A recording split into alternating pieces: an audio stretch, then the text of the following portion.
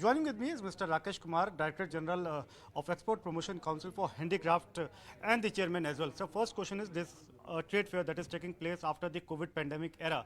So what is going to be the big features of this entire trade fair? See, first of all, that entire export sector is now booming.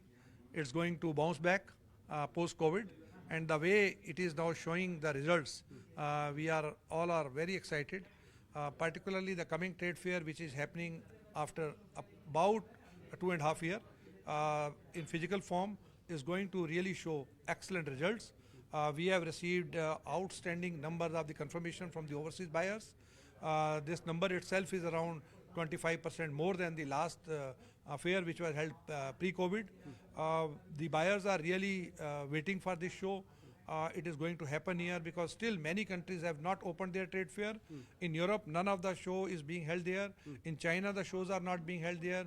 Hong Kong is also closed for the show or anything else. So this is the India that is going to be the first mover in this direction.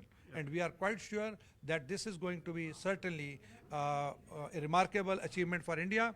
It is going to provide livelihood to the million of the craftspersons. It is really going to provide a kind of and also going to give a big message all over the world that India is double vaccinated, India is a complete safe country, and the safety is the buzzword in India, so that it's safe to travel.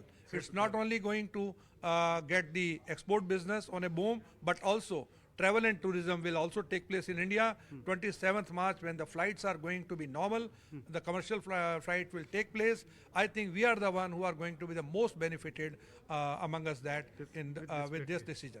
What is going to be the expected volume that of the trade that will take place in this entire 5-day event? As well, we think that we will be having around 4,000 crore rupees of business on the spot. But this is on the spot. But season-wise, it can be repeated twice or thrice in a year. That is quite promising. Yes.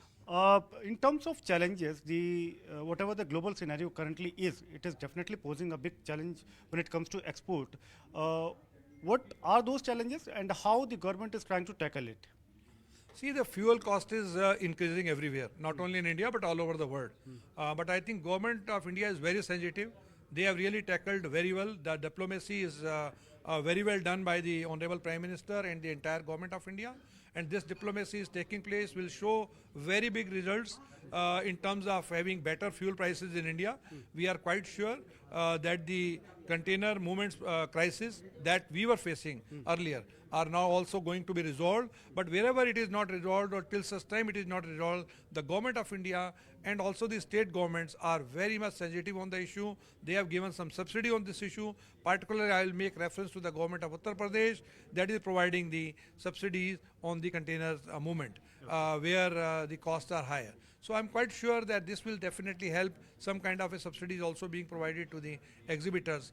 I'm quite sure that the government efforts to boost exports is remarkable, and that is showing remarkable results in these months. Okay.